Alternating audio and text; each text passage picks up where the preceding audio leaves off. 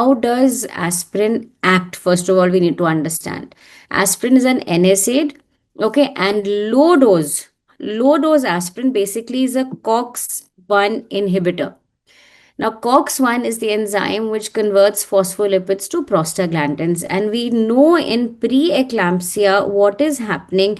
There are two important chemicals you should know. One is something called as thromboxane, and there's something called as prostacyclin. Okay. Now, this prostacyclin in a normal pregnancy, thromboxane, which is a vasoconstrictor, is less. So normally this should be less, and prostacyclin should be more.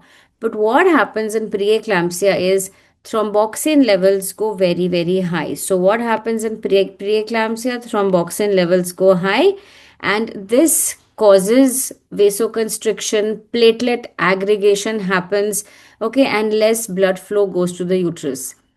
Now, aspirin, what it does is it inhibits COX-1. What does COX-1 do? COX-1 is responsible for the formation of thromboxane. Okay, on this side, look at this side.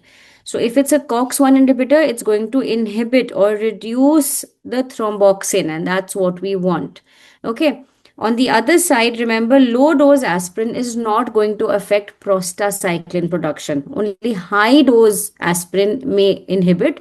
Low dose aspirin is not going to inhibit prostacyclin, and that is why we are using low dose and not high dose. Apart from the fact that high dose can also increase the risk of bleeding episodes, high dose aspirin also will reduce the prostacyclin, which we don't want. So we want only thromboxane to be inhibited, and that thromboxane is inhibited by giving low dose, which is a selective COX-1 inhibitor.